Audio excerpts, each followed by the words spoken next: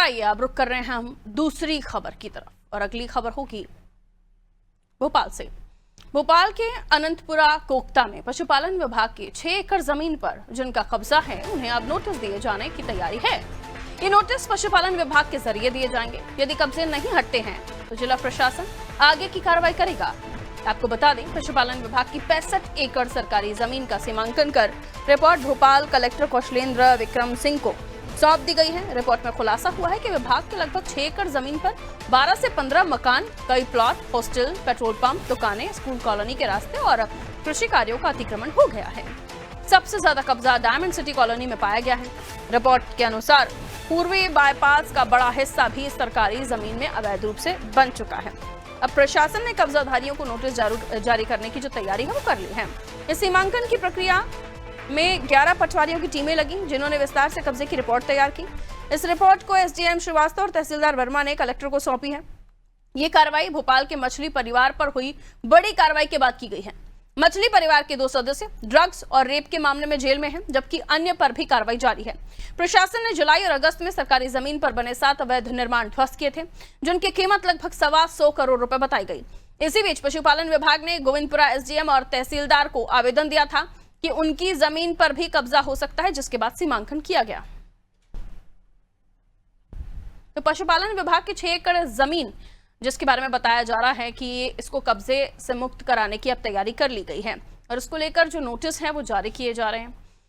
देखिए, जरूरी भी है, लेकिन जरूरी ये भी है कि सवाल ये भी पूछा जाए कि इतने समय से ये जो कंस्ट्रक्शन है ये हो कैसे रहे थे, इन्हें अनदेखा किया जा रहा था, और ये अब क्यों चिन्हित हो रहे हैं जब मछली परिवार पर कार्रवाई करते हुए उनकी प्रॉपर्टीज को चेक किया गया।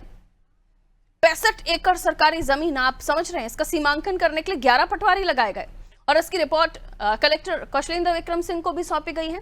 यानी पशुपालन विभाग अब कार्रवाई करेगा। लेकिन पशुपालन विभाग क्या इतने समय से कौन से जोन में था जो उन्हें समझ नहीं आया कि यहाँ हॉस्टल बन गए, यहाँ प्लॉट काट दिए गए, यहाँ बंगले बना दिए गए, और अब इस पर जो कार्रवाई है, नोटिस की कार्रवाई की जा रही है। यानी जिनके कब्जे हैं उनको नोटिस दिए जाएंगे।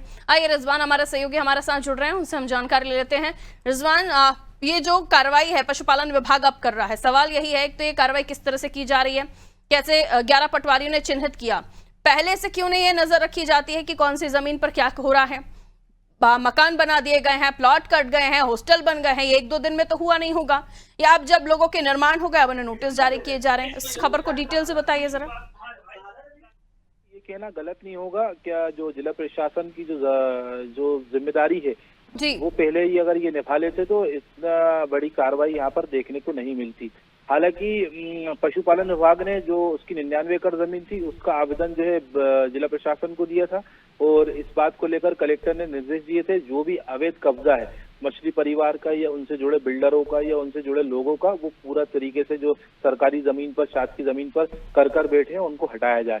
99 एकड़ जमीन की जब बात सामने आई तो उसका सीमांकन होने के लिए जो है कलेक्टर कौशलेंद्र विक्रम सिंह ने एक टीम गठित की गई, जिसमें 12 पटवारी और कई जिला प्रशासन के अधिकारी मौजूद थे। खुद एसडीएम विनोद सरोटिया भी इसमें शामिल थे।